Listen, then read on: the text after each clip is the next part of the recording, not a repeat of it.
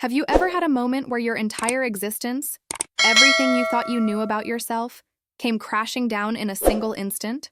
I'm talking about the kind of moment that divides your life into before and after, where the person you were ceases to exist and someone completely different emerges from the rubble. That's exactly what happened to me on a Tuesday afternoon in a courtroom that smelled of old wood and broken dreams. I'll never forget the moment the judge asked that one question, and I watched my parents' faces go from confident to absolutely devastated in the span of a heartbeat. But to really understand how I ended up in that courtroom, staring at the two people who raised me as they struggled to maintain their composure, I need to take you back to the beginning. My name is Sarah, and for 23 years, I believed I knew exactly who I was and where I came from. I had what most people would consider a normal, even privileged childhood in suburban Connecticut. My parents, Robert and Margaret Thompson, were the kind of people who attended every school play, never missed a parent-teacher conference, and made sure our family sat down for dinner together every single night. They were attentive, loving, and seemingly perfect in every way that mattered. I was their only child, and they showered me with affection and opportunities that I'm only now beginning to truly appreciate, though under circumstances I never could have imagined. Growing up, I never questioned my place in the family. Why would I? I had my mother's green eyes and my father's dark hair, or so everyone always told me. People would comment on how I had inherited my mom's artistic talent and my dad's analytical mind. These observations became part of my identity, woven into the fabric of who I understood myself to be. I excelled in school, particularly in mathematics and science, which my father proudly attributed to the Thompson family genes. He would often tell stories about his grandfather, who had been an engineer, and his great-uncle who had taught physics at a prestigious university. I absorbed these stories, wearing them like a badge of honor, feeling connected to a lineage of brilliant minds. My mother, on the other hand, was a talented painter who ran a small art gallery in town. She encouraged my creative side, spending countless hours teaching me about color theory, composition, and the way light plays across different surfaces. Our weekends were often spent in museums or at art fairs, and I developed a deep appreciation for beauty and expression that balanced my more logical tendencies. It was this combination, I thought, that made me uniquely me, a perfect blend of both my parents' best qualities. But there were moments, small and seemingly insignificant at the time, that didn't quite add up. I remember being about 8 years old, sitting in the pediatrician's office for a routine checkup. The doctor was going through my medical history, asking questions about family illnesses and genetic conditions. When she asked about my blood type, my mother hesitated for just a fraction of a second too long before answering. It was such a tiny pause that I barely registered it consciously, but somewhere in the back of my mind, that moment planted a seed of something I couldn't quite name. Then there was the time in middle school when we were studying genetics in science class, learning about dominant and recessive traits, how eye color and hair texture pass from parents to children through predictable patterns. I remember sitting at the kitchen table that night, asking my parents about their blood types for a homework assignment. Again, there was that hesitation, that almost imperceptible exchange of glances between them, before my father cleared his throat and gave me the information I needed. At the time, I chalked it up to them simply not remembering off the top of their heads, but that little seed of doubt grew just a tiny bit larger. The cracks in my understanding really began to show when I was a junior in high school.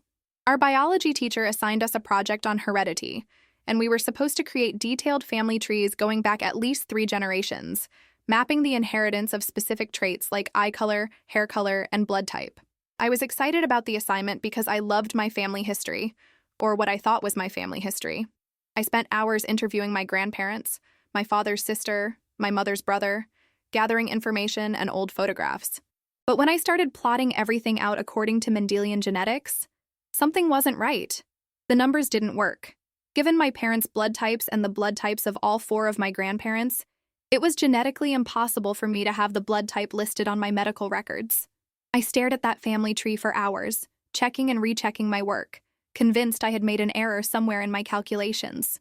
When I finally brought it to my teacher, hoping she could help me figure out where I had gone wrong, she looked at my chart with a puzzled expression, then asked if I was certain about all the blood types I had listed. I assured her I was, that I had confirmed everything multiple times. She suggested, gently, that perhaps there had been a mistake at some point in my medical records, that these things happen sometimes, and that I shouldn't worry too much about it. But I did worry about it. The seed of doubt had sprouted into something I couldn't ignore, a nagging feeling that something fundamental about my understanding of my family was wrong. I tried to push it away, telling myself that the teacher was right, that there had simply been a clerical error somewhere along the line.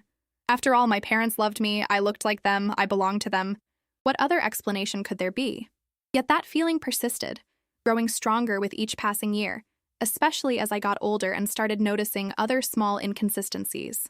There were no baby pictures of my mother pregnant with me, not a single one. When I asked about it, she explained that she had been very self-conscious about her appearance during pregnancy and had refused to let anyone photograph her. It seemed like a reasonable explanation, the kind of thing I could understand, but it added another layer to the growing unease I felt. There were no stories about my birth, about the hospital where I was born, about what I was like as a newborn. Whenever I tried to ask questions about those early days, my parents would become vague, changing the subject or offering only the most general details that somehow never quite satisfied my curiosity. The breaking point came during my senior year of college, when I was 22 years old and taking a course on forensic science. We had a lab session where we were learning about DNA analysis and its applications in criminal justice. As part of the demonstration, we were given the opportunity to submit our own DNA samples to learn our genetic ancestry, something I thought would be fascinating given my interest in the family tree I had constructed years earlier. I submitted my sample without thinking much about it, excited to see what the results would reveal about my heritage. My father had always talked about our Scottish ancestry on his side, and my mother claimed Irish and German roots. I expected to see those results reflected in my genetic profile, perhaps with a few surprises thrown in, maybe some unexpected Scandinavian or Eastern European heritage. What I didn't expect was to receive results that showed no genetic connection whatsoever to the ancestry my parents had described. Instead, my DNA revealed a completely different ethnic background, one that included significant percentages of ethnicities that neither of my parents had ever mentioned. I stared at those results for hours, my hands shaking, my mind racing through every possible explanation. Could there have been a mix-up at the lab? Could my sample have been confused with someone else's? I contacted the testing company explaining my concerns, asking them to verify that there had been no error. They assured me that their protocols were rigorous, that mistakes of that nature were extremely rare, and that they were confident in the accuracy of my results. I felt my world tilting on its axis. Everything I had believed about myself suddenly called into question. The genetic impossibility from my high school project came rushing back to me, no longer something I could dismiss as a simple record-keeping error. The pieces were starting to come together, forming a picture I desperately didn't want to see. I needed answers, and I knew there was only one place to get them. I drove home from college that weekend, my stomach churning with anxiety, rehearsing in my mind how I would approach this conversation with my parents. How do you ask the people who raised you, who loved you, who gave you everything, if you're actually their biological child? How do you voice a suspicion that could shatter the foundation of your entire family? When I walked into the house that Friday evening, my parents greeted me with their usual warmth, hugging me tight, asking about my classes and my friends, completely unaware of the storm that was about to break. We sat down to dinner and I tried to act normal, tried to participate in the casual conversation about their week and the latest happenings in the neighborhood. But I could feel the words building up inside me, demanding to be spoken. Finally, halfway through the meal, I couldn't hold it back any longer. I pulled out my phone, opened the email with my DNA results, and slid it across the table to my father. I watched his face as he read the screen, saw the color drain from his cheeks, watched as his eyes met my mother's in a look of pure panic. The silence that followed was deafening, broken only by the sound of my mother's fork clattering against her plate. I asked them directly, my voice barely above a whisper, if I was adopted. The word hung in the air between us, heavy and terrible. My mother started crying immediately, tears streaming down her face, and my father looked like he had aged 10 years in the span of a few seconds. But it was what my father said next that truly shocked me. He told me I wasn't adopted, not exactly, and that the truth was far more complicated than that simple explanation could convey. Over the next several hours, sitting in that dining room as the food grew cold and forgotten, my parents told me a story that shattered everything I thought I knew about my life and theirs. They explained that they had desperately wanted children but had struggled with infertility for years. They had tried everything, every treatment, every procedure, spending tens of thousands of dollars and enduring heartbreak after heartbreak. My mother had suffered through 5 miscarriages, each one devastating them a little bit more, each loss compounding their grief and sense of failure. They had been on the waiting list to adopt, but the process was lengthy and uncertain, and they were getting older, watching their dreams of parenthood slip away with each passing year. Then, through a connection my father had at his law firm, they heard about a different kind of opportunity, one that existed in a legal gray area, one that they knew was wrong, but that they convinced themselves was their only chance to have the family they so desperately wanted. A young woman, barely out of her teens, had found herself pregnant and alone, with no resources and no support system. She was planning to give the baby up for adoption, but she was also terrified of the official channels, afraid of judgment, afraid of her family finding out. My parents made an arrangement with this young woman, an arrangement that bypassed all the proper legal procedures and safeguards that existed to protect both birth mothers and adoptive parents. They paid for her medical care throughout the pregnancy, gave her money for living expenses, and in return, she agreed to hand me over to them immediately after my birth, with no legal documentation, no official adoption papers, nothing that would create a trail connecting her to me or them to her. My mother pretended to be pregnant during those 9 months, wearing padding under her clothes, declining social invitations where her fake pregnancy might be too closely scrutinized, creating an elaborate fiction that everyone around them believed. When I was born, my father was there at the hospital, but under false pretenses, presenting himself as the father on all the medical documentation. My mother arrived shortly after, and they took me home as if I had been born to them legitimately. They created a birth certificate that listed them as my biological parents, a document that was fraudulent, but that would serve as my official record for the next 23 years. The young woman who gave birth to me disappeared from their lives immediately, taking the money they had given her and vanishing without a trace, exactly as they had all agreed. My parents thought they had gotten away with it, that no one would ever question the story they had constructed, that I would never have reason to doubt that they were my biological parents.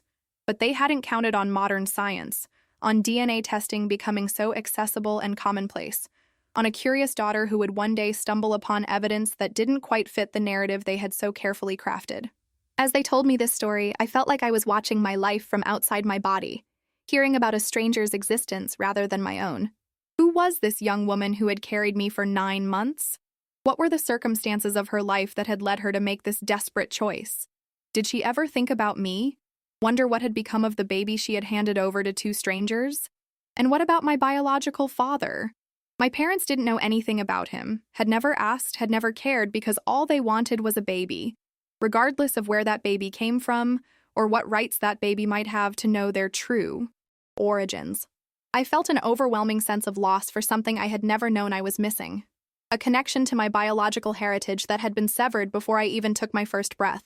At the same time, I was grappling with anger, a deep and burning fury at the people sitting across from me, the people who had lied to me every single day of my life, who had built my entire existence on a foundation of deception and fraud. The weeks that followed that revelation were some of the darkest of my life. I couldn't look at my parents without feeling a mixture of love and betrayal so intense it physically hurt. They tried to explain, tried to make me understand how desperate they had been, how much they had wanted a child, how much they loved me. And I knew they did love me, could see it in their eyes, could feel it in every memory I had of my childhood. But that love felt tainted now, complicated by the knowledge of how they had obtained me, how they had robbed me of my right to know my own story, my own biological heritage. I thought about all the medical forms I had filled out over the years, listing family health history that wasn't actually mine, information that could be medically relevant but that I had no access to because my biological family was a complete mystery. I thought about all the times I had talked about inherited traits and genetic connections that didn't actually exist. I felt like I didn't know who I was anymore, like the person I had been was just a character in a story my parents had written, and the real me was someone I had yet to meet. I started trying to find information about my biological mother, searching through records, trying to piece together clues from the few details my parents could remember. But without a name, without any official documentation of my birth or the circumstances surrounding it, I hit wall after wall. The young woman my parents had made their arrangement with had used a false name, had been careful to leave no trail that could connect her to this transaction years later. I felt trapped, caught between 2 identities, neither of which felt completely real or completely mine. It was during this search that I learned about a legal option I hadn't previously considered. I could petition the court to legally establish my true parentage, to correct the fraudulent birth certificate my parents had created, to officially recognize that Robert and Margaret Thompson were not my biological parents. The idea terrified me, bringing all of this into the open, making it a matter of public record. But I also felt I needed it, needed some official acknowledgement of the truth, some validation that what I was feeling and experiencing was real and justified. My parents begged me not to do it, pleaded with me to keep this quiet, to let the past stay buried. They argued that nothing good could come from exposing what they had done, that it could lead to criminal charges against them, that it would destroy the family we had built together. But I couldn't let it go. I needed the truth to be formally recognized, needed to see it written down in legal documents, needed to take back some control over my own story. So I hired a lawyer and filed a petition with the court, requesting a legal determination of my true parentage and the correction of my birth certificate. My parents hired their own attorney, and what had been a private family crisis became a legal battle that would culminate in that courtroom on that Tuesday afternoon. The proceedings were brutal, laying bare all the lies and deceptions, all the corners they had cut, and laws they had broken in their desperate pursuit of parenthood. My mother testified about her miscarriages, sobbing on the stand as she described the physical and emotional pain she had endured, trying to make the judge understand why they had done what they did. My father talked about the arrangement they had made, admitting that he had known it was wrong, but convincing himself that the ends justified the means, that giving a child a loving home outweighed the ethical and legal violations they were committing. I sat there listening to them, feeling my heart break for them even as I remained furious about what they had done to me. The testimonies went on for hours. Expert witnesses discussing DNA evidence, medical professionals explaining the impossibility of me being their biological child, legal experts analyzing the laws they had broken and the consequences that could follow. Then came the moment I'll never forget as long as I live, the moment that changed everything, one final time.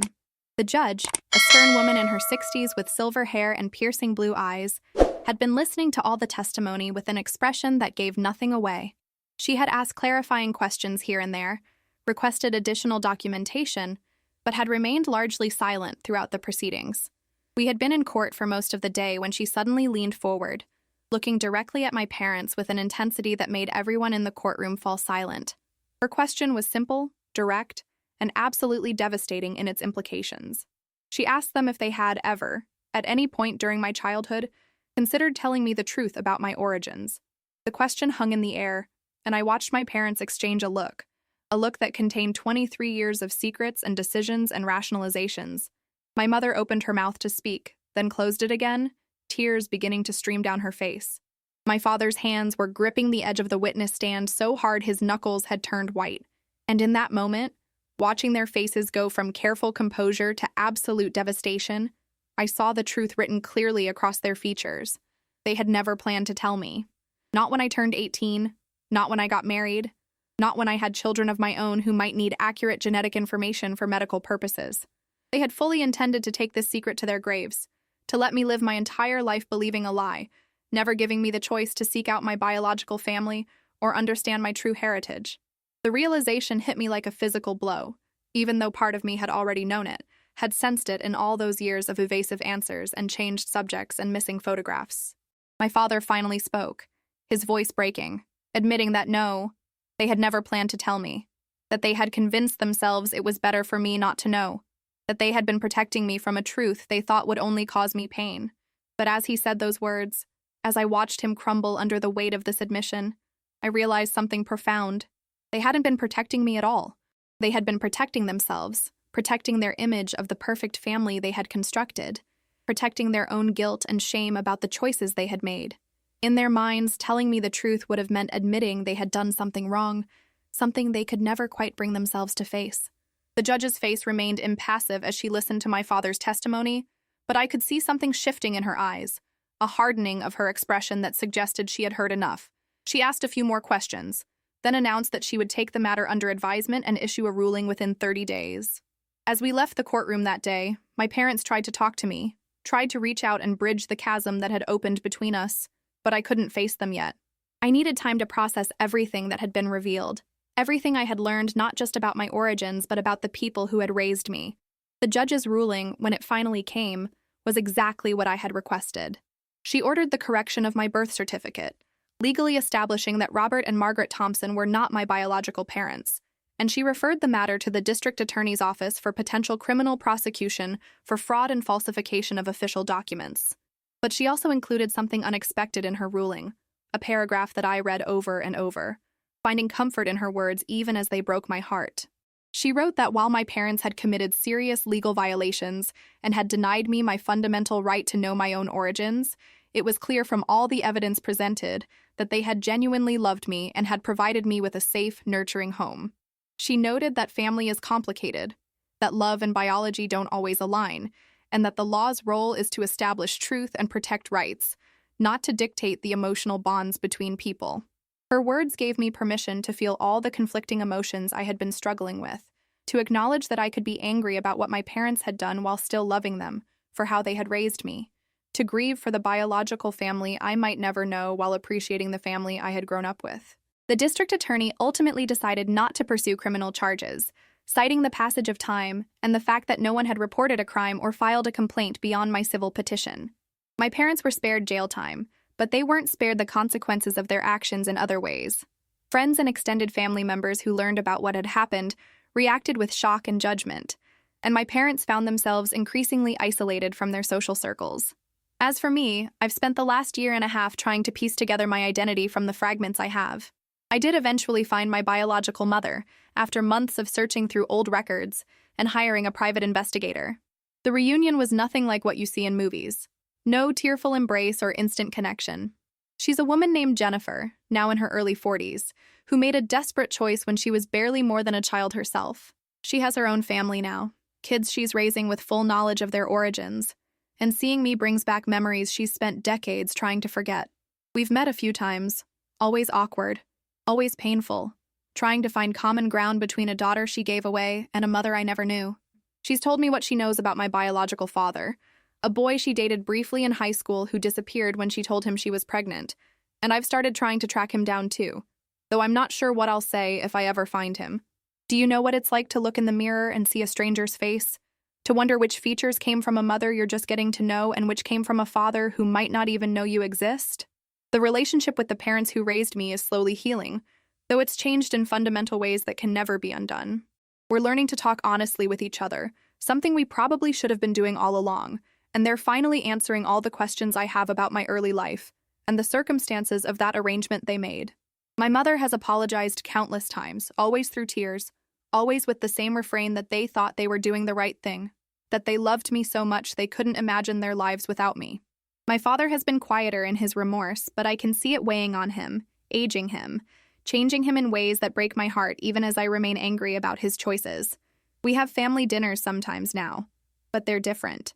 More honest, but also more fragile. All of us aware that the foundation we're building has to be constructed on truth this time, not comfortable lies.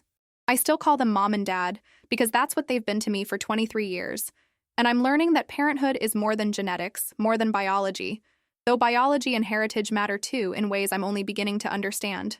Have you ever been through something similar? Found out that your family history wasn't quite what you thought it was? Comment below and share your story, because I've learned that there are so many of us out there, people navigating the complicated terrain between the families we're born to and the families who raise us, and we need to talk about it. We need to acknowledge that these situations exist and that they're messy and painful and sometimes don't have clean resolutions. The most important thing I've learned through all of this is that truth matters, even when it's painful, especially when it's painful, because living a lie is like building a house on sand, and eventually the foundation will crumble. I spent 23 years living someone else's version of my story, and now I'm finally writing my own, piecing together my identity from both the family that raised me and the biological heritage I'm just beginning to explore. It's not easy, and some days I feel lost between two worlds, not quite belonging to either, but other days I feel richer for having both, for understanding that I'm not just one thing or one story, but a complex tapestry woven from multiple threads. If my story has touched your heart, if you've felt that recognition of how complicated family can be, or if you've struggled with questions about your own identity and origins, please leave a like on this video. Your support means everything and helps me continue sharing these deeply personal experiences. And if you want to hear more stories like this, stories about real people dealing with real complications and finding their way through difficult truths, please subscribe to My Truth Revealed Tales and hit that notification bell so you never miss an upload. This channel is dedicated to sharing authentic experiences, to creating a space where we can talk about the messy, complicated reality of being human, where we can admit that families are imperfect, and that love and truth sometimes conflict, but that both are essential to living a genuine life. Understanding these stories, understanding that you're not alone in your struggles, can be incredibly powerful and healing, and I hope that by sharing my experience, I've given you permission to examine your own story, to ask the hard questions, to seek the truth even when it's frightening. Life is too short to live in someone else's version of reality, and while the truth might hurt initially, it's also what sets us free to become who we really are. Thank you for listening to my story, for being part of this community, and for reminding me that I'm not alone in this journey. Together, we're learning that truth, identity, and family are complex things that can't always be tied up neatly. But that's okay because real life isn't neat. And the most meaningful stories are the ones that acknowledge the messy, complicated reality of being human. Until next time, keep seeking your truth, keep asking questions, and remember that you deserve to know your own story.